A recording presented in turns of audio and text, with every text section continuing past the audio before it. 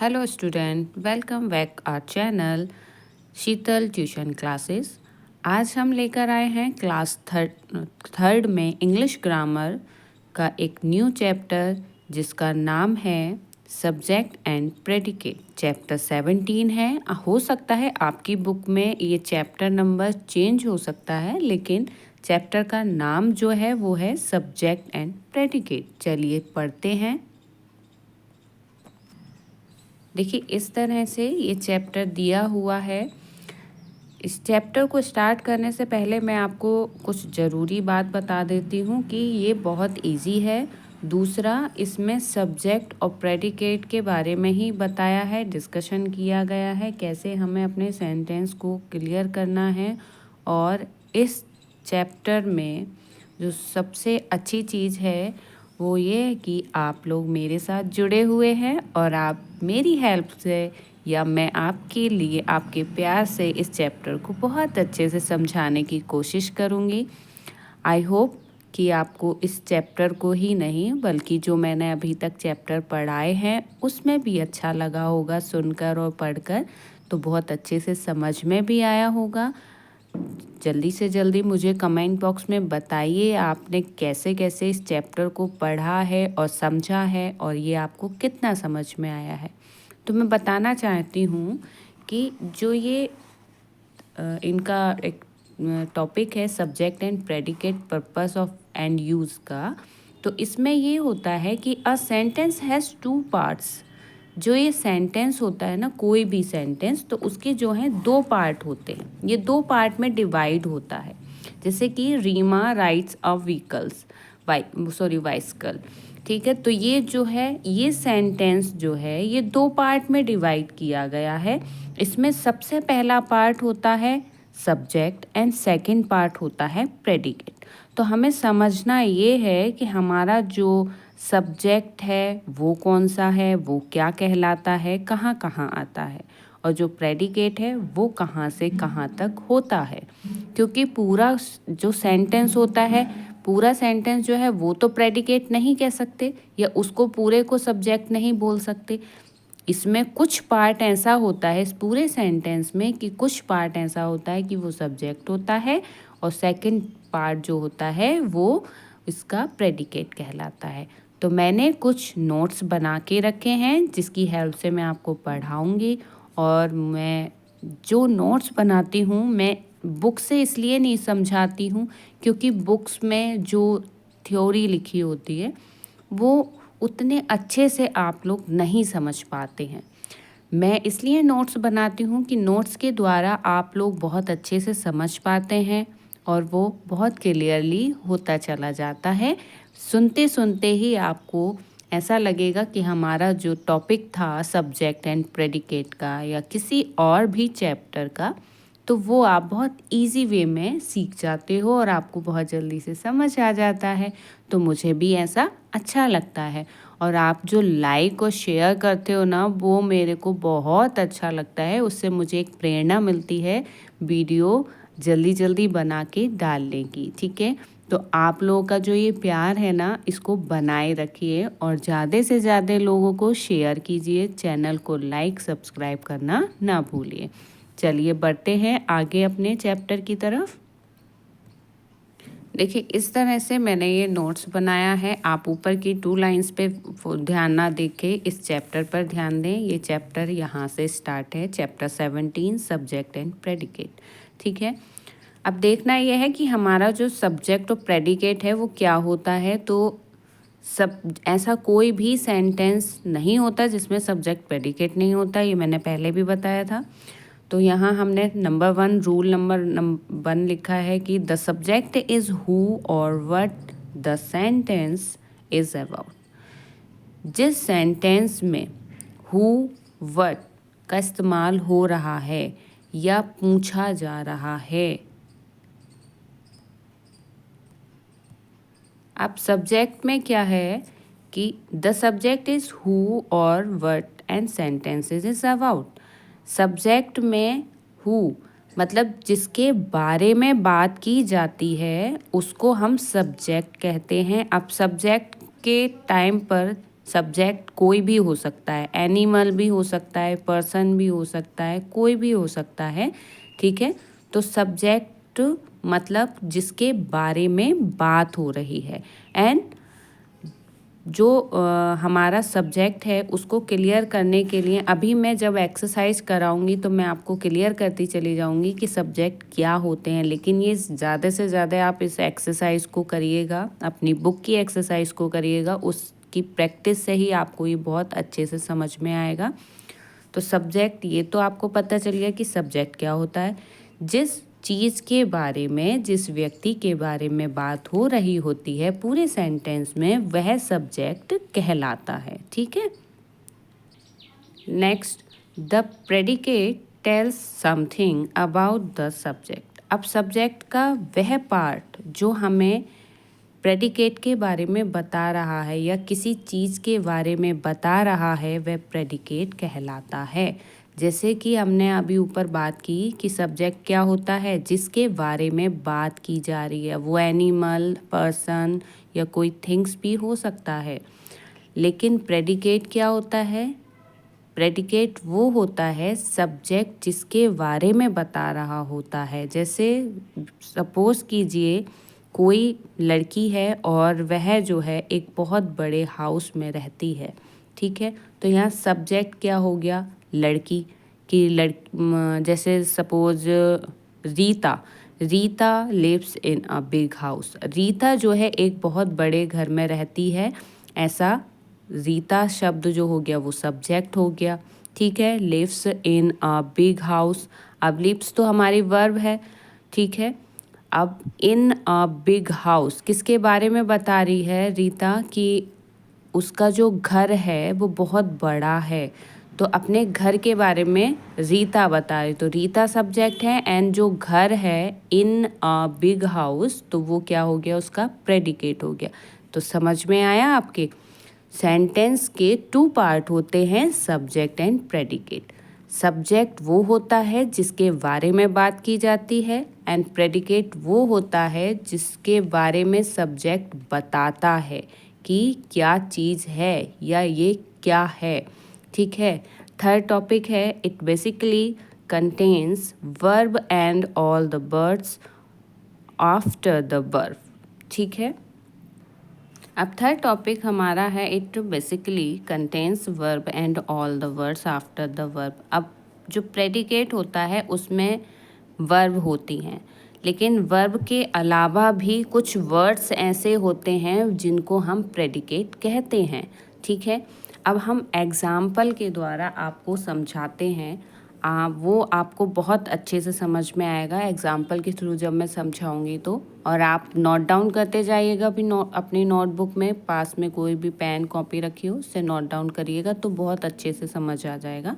तो नंबर 1 है, Manisha lives in a big house.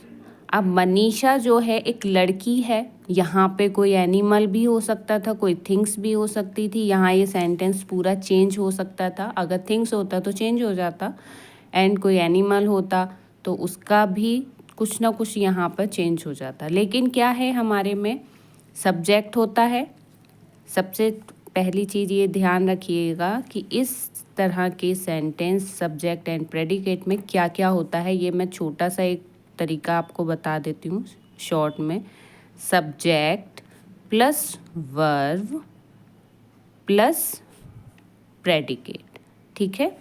तो ये 3 चीज़ें इसमें होती हैं। अब आपको सब्जेक्ट पता चल गया, प्रेडिकेट भी पता चल गया, अब वर्ब तो आपको पता ही है कि कौन सी होती हैं, ठीक है। अब ये हमारा एग्जाम्पल नंबर 1 है, Manisha lives in a big house. Manisha जो है एक सब्जेक्ट है। मनीषा एक सब्जेक्ट मतलब एक लड़की है जिसने जो बता रही है कि जो उसका घर है बहुत बड़ा है। तो लिव्स मतलब वर्ब हो गई। इन अ बिग हाउस, ये जितना भी पार्ट है ये प्रेडिकेट कहलाता है, ठीक है। सब्जेक्ट हमारा मनीषा है, लिव्स जो है वर्ब है। अब वर्ब आपको पता है, डूइंग वर्ब, एक्शन वर्ब जितने भी होते हैं वो वर्ब कहलाते हैं। जो भी हम काम करते हैं या हम बताते हैं कि हम यहाँ रहते हैं, ये कर रहे हैं या खा रहे हैं, जो भी चीज़ें होती हैं, एक्शन जिसमें होता है, डूइंग जिसमें होता है, वे सारे वर्ब कहलाते हैं। अब उसके अलावा जितने भी वर्ड्स उस सेंटेंस में होते हैं वो प्रेडिकेट कहलाते हैं। ठीक है। सेकंड है हमारा the moon is glowing brightly. The moon is glowing brightly. अब देखिए यहाँ पे देखना ये है, अब इसमें जो सब्जेक्ट है वो द मून है। ठीक है। द मून किसके बारे में बात हो रही है? मून के बारे में बात हो रही है। तो द मून जो है वो है सब्जेक्ट हमारा, इज़ वर्ब है यहाँ पर, और ग्लोइंग ब्राइटली ये दोनों शब्द जो हैं, दोनों वर्ड्स जो हैं वो हमारे प्रेडिकेट हैं। मैंने शॉर्ट फॉर्म में SBP लिखा है, तो आप समझ जाइएगा कि S मतलब सब्जेक्ट है, B मतलब वर्ब है, और प्रेडिकेट मतलब P मतलब प्रेडिकेट है। ठीक है।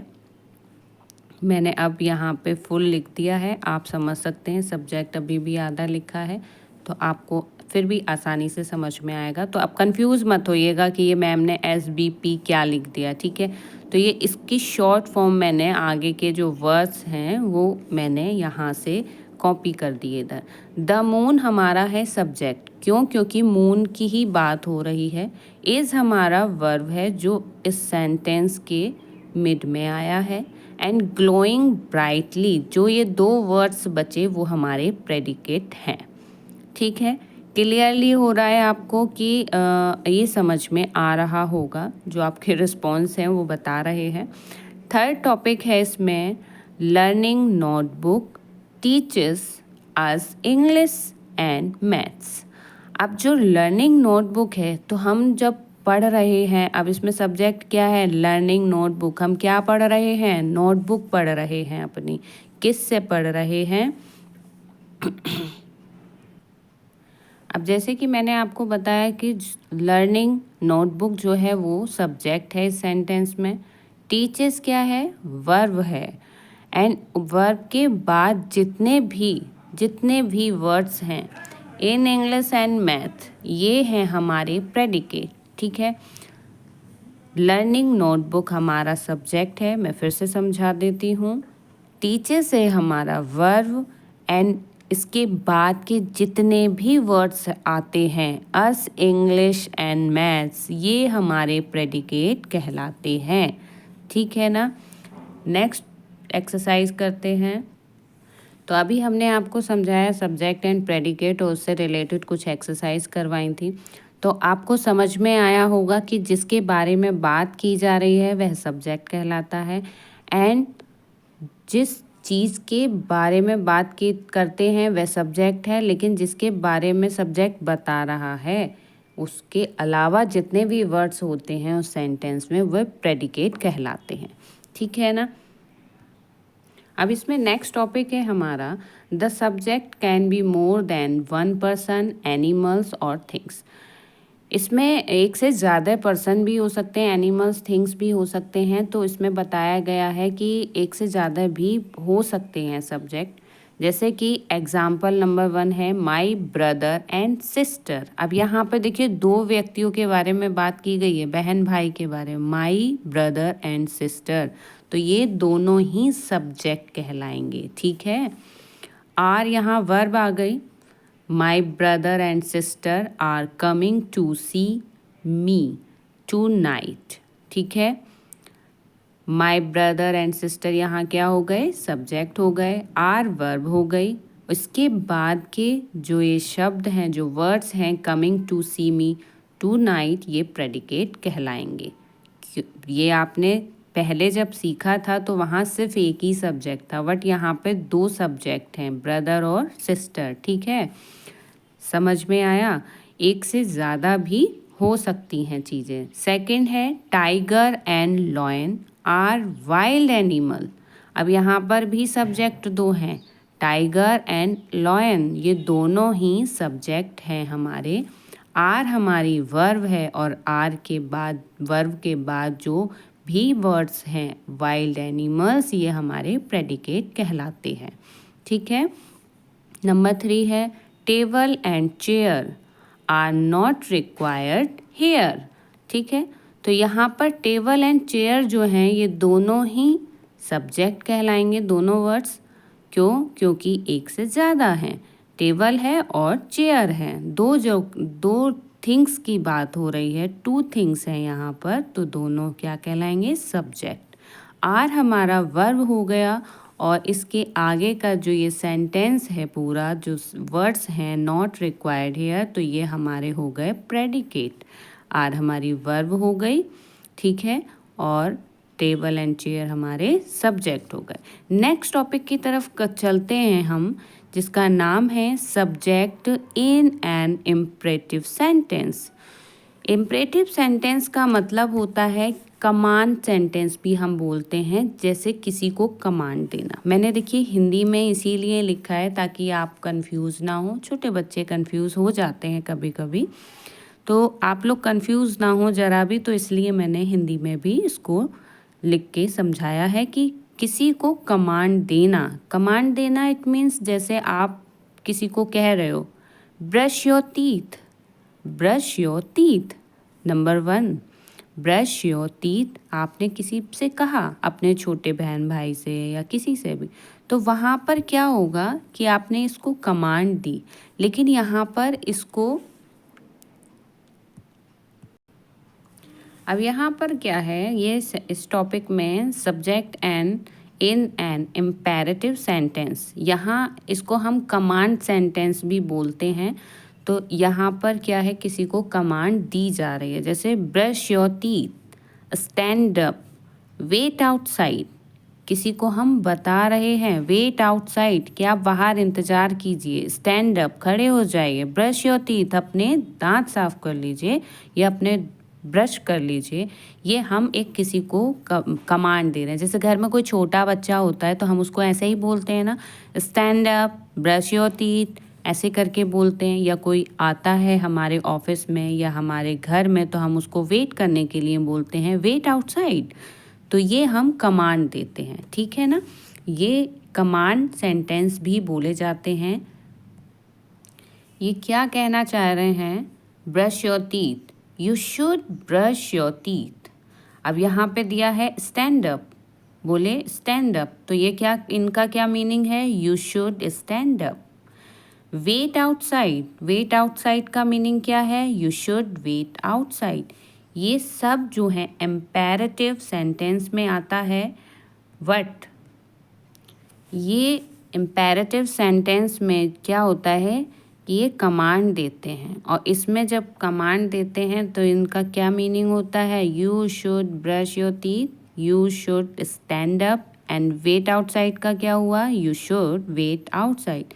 इम्पेरेटिव सेंटेंस में जो यू है, ये जो हमने आगे यू लगाया, यू शुड वेट आउटसाइड, तो ये यू जो है हमारा इम्प्लाइड होता है, ठीक है, इम्प्लाइड होता है, क्योंकि ये हमारा इसमें हम इसको बोलते नहीं हैं, होता है लेकिन हम इसको बोलते नहीं हैं, ठीक है। तो यू हमारा इम्प्लाइड होता है। इसमें ये दिया हुआ है in imperative sentence subject is always you, it is not mentioned, it is implied. ये मैंशन नहीं किया जाता, यह इम्प्लाइड होता है। मतलब होता तो है लेकिन बोला नहीं जाता है। आपकी भाषा में समझाएं तो, आपकी लैंग्वेज में समझाएं, होता है सेंटेंस में लेकिन हम इसको बोलते नहीं हैं, ये साइलेंट होता है, ठीक है, इम्प्लाइड होता है। अब यहाँ नीचे दिया है अंडरलाइन द सब्जेक्ट, ठीक, या हमने आपको ये इस तरह से बॉक्स में बंद करके बताया है कि सब्जेक्ट क्या है, वर्ब क्या है और आगे के जो वर्ड्स हैं वो क्या है। अब नेक्स्ट एक्सरसाइज हम सिखाएंगे आपको जो इम्पेरेटिव सेंटेंस से रिलेटेड हैं, जो कमांड सेंटेंस से रिलेटेड हैं, तो अच्छे से आपको समझ में आ जाएंगी। यहाँ पर देखिए, इसमें एक्सरसाइज में हमें सेंटेंसेस गिवन हैं, इसमें हमें सब्जेक्ट को अंडरलाइन करना है। तो सेंटेंस है हमारा, the traveller stopped several time to take refreshment. ठीक है। तो हम सबसे पहले अपने सब्जेक्ट को अंडरलाइन करने से पहले देखेंगे कि यहाँ वर्ब कहाँ है, क्या है वर्ब। तो वर्ब हमारी है स्टॉप्ड, ठीक है। तो वर्ब हमारी स्टॉप्ड हो गई, मतलब हमने देख ली कि वर्ब हमें मिल गई है। तो उसके बाद हमारा जो सब्जेक्ट है वो क्लियर हो गया, द ट्रैवलर। तो द ट्रैवलर हमारा सब्जेक्ट है, इसको हम अंडरलाइन कर देंगे। एंड अब ये देखिए यहाँ पे इजी हो गया, वर्ब हमने ढूंढ ली पहले ही, वर्ब के बाद हमारा जो सब्जेक्ट था वो भी हमें मिल गया। अब उसके बाद का जो ये सेंटेंस है, several times to take refreshment, ये हमारा प्रेडिकेट कहलाएगा, ठीक है ना।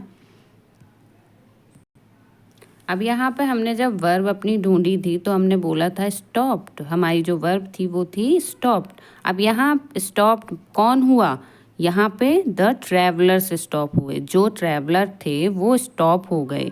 तो हमने बहुत आसानी से अपनी वर्ब के बाद अपना सब्जेक्ट ढूंढा, उसके बाद हमारा ये सेंटेंस जो है कंप्लीट हो गया। क्यों? क्योंकि हमने अपने सब्जेक्ट को अंडरलाइन कर दिया। नेक्स्ट अपनी एक्सरसाइज की तरफ बढ़ते हैं, जो कि एक्सरसाइज नंबर 2 है। सेकंड एक्सरसाइज हमारी है all the members of the team played well. तो यहाँ पर जो यहाँ वर्ब है हमारी वो है प्लेड। तो प्लेड कौन खेला, all the members of the team, team के जितने भी मेंबर्स थे वो खेल रहे थे। तो यहाँ सब्जेक्ट क्या हो गया हमारा, all the members of the team. तो हम इसको क्या किया है, हमने अंडरलाइन किया है, ठीक है। वर्ब हमें पता चल गई, वर्ब हमारी थी प्लेड, तो प्लेड वेल। वेल हमारा इसमें कुछ भी नहीं, हमें सिर्फ सब्जेक्ट को मेंशन करना है, सब्जेक्ट को अंडरलाइन करना है। तो हम वर्ब ढूंढ लेते हैं तो सब्जेक्ट हमारा इजीली मिल जाता है। तो यहाँ हमने अपनी वर्ब ढूंढ ली प्लेड, और उसके बाद आगे जो सब्जेक्ट है वो हमारा क्या है, all the members of the team, ठीक है। ऐसे ही नंबर 3 है हमारा क्वेश्चन का। अब नंबर 3 है against the wall stood a long ladder. अब यहाँ पे जो हमारी वर्ब है वो है स्टूड, ठीक है। अ लॉन्ग लैडर क्या खड़ी हुई है, एक बहुत लंबी लैडर खड़ी हुई है। तो यहाँ हमारा सब्जेक्ट क्या हो गया, लॉन्ग लैडर। तो हमारा अंडरलाइन सब्जेक्ट हो गया, वर्ब हमें पता चल गई, स्टूड कहाँ खड़ी है, कैसे खड़ी है, ये सारा कुछ इस सेंटेंस में पता चल गया। कौन सी वर्ब है, स्टूड है, और यहाँ सब्जेक्ट हमारा अ लॉन्ग लैडर है, ठीक है। 4th है हमारा the ladder of the party went alone to the top, sorry, the leader of the party went alone to the top. अब यहाँ पे हमारी जो वर्ब है वो है वेंट, कौन गया। अब ये पता चल गई कि वर्ब हमारी जो है वो है वेंट, और गया कौन, लीडर, पार्टी गई, the leader of the party. तो ये हमारा हो गया सब्जेक्ट। तो हमने इसको अंडरलाइन किया, और ये है subject, leader of the party ये सब्जेक्ट है, वेंट हमारी वर्ब है। नेक्स्ट है number 5, my ambitions is to become a heart surgeon. अब यहाँ पे जो हमारी वर्ब है वो क्या है, इज़ हमारी वर्ब है, और वर्ब से पहले सब्जेक्ट क्या है, माई एम्बिशन, ये हमारा सब्जेक्ट है। तो हमने सब्जेक्ट को अंडरलाइन कर दिया। नेक्स्ट है these children favourite indoor game is chess.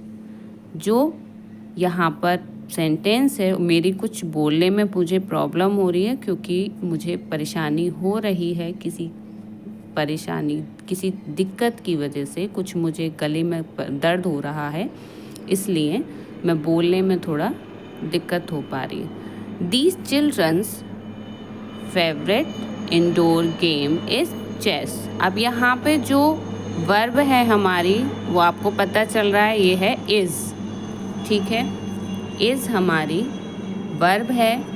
These children favourite indoor game, ये गेम तक हमारा जो टॉपिक है ये पूरा है हमारा सब्जेक्ट, चेस जो है वो अलग हो गया, चेस वर्ड हमारा अलग हो गया। लेकिन these children's favourite indoor game ये हमारा सब्जेक्ट है। वर्ब हमारी इज़ है इस वाले नंबर पर। अब नेक्स्ट हम देखेंगे जो टॉपिक है हमारा 7 नंबर का, do not speak ill of anyone. Do not speak ill of anyone. अब ये जो सेंटेंस है ना वो do not speak ill of anyone, तो ये जो सेंटेंस है ये एक इम्पेरेटिव सेंटेंस है। जो यहाँ पर ये डू है ये हमारी वर्ब है जो कि एक इम्पेरेटिव सेंटेंस बन रहा है। तो अगर यहाँ पर क्वेश्चन ये होता है कि टीचर ये पूछें एग्ज़ाम में ये आए कि यहाँ सब्जेक्ट क्या है, तो सब्जेक्ट हमारा है यू। क्यों? क्योंकि यू हमेशा इम्प्लाइड होता है, दिखता नहीं है। मैं कहना चाहता हूँ आपसे, मैं कहना चाहता हूँ, ऐसा हम बोलते हैं ना। लेकिन ये चीज़ हम पूरी तरह से नहीं बोलते। हम ये बोलते हैं कि आप ब्रश कर लीजिए। मैं ये तो नहीं बोल रही कि मैं आपसे कह रही हूँ ब्रश कर लीजिए। तो यहाँ पर वर्ब हमारी है डू, एंड अगर पूछेगा कि सब्जेक्ट क्या है तो सब्जेक्ट हमारा आ गया यू। ठीक है, यहाँ मैंने लिखा नहीं है, ये सेंटेंस हमारा यहाँ तक कंप्लीट है। ये मैंने इसलिए लिखकर यहाँ बताया है कि अगर वहाँ सब्जेक्ट पूछा जा रहा है क्वेश्चन में तो आप यू बताएंगे। क्यों? क्योंकि ये इम्पेरेटिव सेंटेंस है और इम्पेरेटिव सेंटेंस में हमेशा जो सब्जेक्ट होता है वो इम्प्लाइड होता है। ठीक है, नेक्स्ट हमारा है most people in the country side lead a simple life. अब यहाँ पे जो वर्ब है हमारी सेंटेंस में वो वर्ब है हमारी लीड। ठीक है, तो लीड अ सिंपल लाइफ, तो लीड हमारी है वर्ब और उसके पहले जितना भी ये पूरा सेंटेंस है most people in the country side ये हमारा है सब्जेक्ट। ठीक है ना, समझ में आया। अब नेक्स्ट है हमारा who brought these beautiful flowers. तो हु हमारा क्या है यहाँ पर? सब्जेक्ट है। Who subject. अब यहाँ पर सब्जेक्ट जो है वो है हु। ठीक है, अब आप लोगों ने नाउन के बारे में तो पढ़ा ही है, तो मैं आपको बस इतना बताना चाहूँगी कि जो यहाँ सब्जेक्ट प्रोनाउंस इंक्लूड है वो कौन कौन से हैं। I, you, he, she, it, we, they, who, ये सभी क्या हैं? ये सभी सब्जेक्ट कहलाते हैं। ठीक है ना, ये हमने पढ़ा था, प्रोनाउन पहले भी पढ़े थे और मैं अभी इसमें सब्जेक्ट इंक्लूड कर जो सब्जेक्ट प्रोनाउंस इंक्लूड हैं उसमें मैं आपको समझा रही हूँ कि कौन कौन से होते हैं। आई होता है, यू होता है, ही होता है, she, it, we, they, who, ये सभी क्या होते हैं? सब्जेक्ट होते हैं। ठीक है, अब आप यहाँ पर कहोगे कि ये तो प्रोनाउन है, लेकिन मैं आपको बता दूं कि नाउन भी हमारे सब्जेक्ट होते हैं और प्रोनाउन भी हमारे सब्जेक्ट होते हैं यहाँ। तो यहाँ पर जो भी प्रोनाउन यहाँ दे रखे हैं I, you, he, she, it, we, they, who, तो ये सारे प्रोनाउन यहाँ इस समय पे हमारे सब्जेक्ट होंगे। ठीक है, नेक्स्ट हमारा लास्ट है और इसके बाद हमारी वीडियो को हम आराम देंगे और आपको भी आराम देंगे। लेकिन जो बच्चे हमारी वीडियो को देख रहे हैं, जो भी व्यक्ति हमारी वीडियो को देख रहा है दूर दूर से, वो हमें बताएं कि वो लोग मेरी वीडियो कहाँ कहाँ से देख रहे हैं। ठीक है, तो नेक्स्ट मैं बताना चाहूँगी, और हाँ, जो भी व्यक्ति वीडियो मेरी जहाँ से भी देख रहा है वह मुझे ज़रूर लिख के बताए कि वो कितनी दूर से, कहाँ, किस शहर, किस सिटी से लिख कर भेज रहे हैं। वो कमेंट बॉक्स में मुझे ज़रूर बताएं। तो मुझे अच्छा लगता है ज़्यादा से ज़्यादा लोग मुझसे जुड़ें और मेरी वीडियो को ज़्यादा से ज़्यादा लोग देखें और समझें, अपने बच्चों को पढ़ाएं या समझाएं। ठीक है, नेक्स्ट लाइन की तरफ चलते हैं। देखिए यहाँ पर जो सेंटेंस है वो है don't throw stones at the animals. ठीक है, तो यहाँ भी देखिए ये यहाँ भी शुरू हो रहा है वर्ब से। तो डोंट हमारी क्या है, वर्ब है। ये भी एक इम्पेरेटिव सेंटेंस है। अब यहाँ पूछा जाए कि सब्जेक्ट क्या है, तो यहाँ सब्जेक्ट हमारा होगा यू। ठीक है, तो ये हमारा सेंटेंस कंप्लीट होता है। और ये चैप्टर आपको सब्जेक्ट एंड प्रेडिकेट कैसा लगा, समझ में आया नहीं आया, या कुछ ऐसी चीज़ें जो आपको नहीं समझ में आ रही हैं, आप मुझसे फिर से पूछ सकते हैं। मैं आपके सामने डिस्कशन कर सकती हूँ, बता सकती हूँ। ठीक है, मैं एक बार फिर से आपको कुछ छोटी छोटी बातें ओरली समझाना चाहूँगी। जैसे कि नंबर 1 है, a sentence has 2 parts. Sentence जो हैं वो 2 पार्ट्स में होते हैं, a subject and a predicate, subject और प्रेडिकेट। ठीक है, नेक्स्ट मैं समझाना चाहूँगी, मैं ओरली मोटा मोटा आपको बता देती हूँ, आप अपने नोटबुक में नोट डाउन कर सकते हैं या फिर इसको सुन सकते हैं। थोड़े शब्दों में समझाऊंगी। The subject of a sentence tells us who और what the sentence is about. It usually comes at the beginning of a sentence. अब जैसे कि हमारा है sentence, grandmother come to visit us. तो जो ग्रैंड मदर है, beginning में जो ग्रैंड मदर हमारा वर्ड्स है वो हमारा सब्जेक्ट है। कम टू विजिट अस, ये जो है आगे वर्ब के बाद हमारा प्रेडिकेट कहलाता है।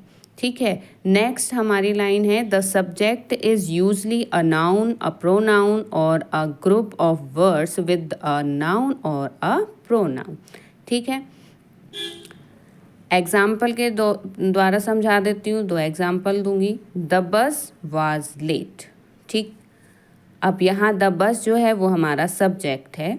My friends and I went for a picnic. My friends and I यहाँ क्या है, यहाँ पर सब्जेक्ट है। ठीक है ना। अब नेक्स्ट लाइन समझाना चाहेंगे, the predicate of a sentence tells us about the subject. The predicate includes the verb and make up the rest of the sentence. अब यहाँ पे बताया गया है कि जो प्रेडिकेट है वो क्या है।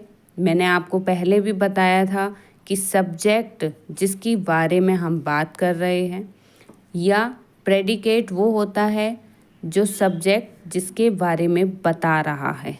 ठीक है, अब देखिए यहाँ पर एक सेंटेंस है, the blue fish looks very pretty.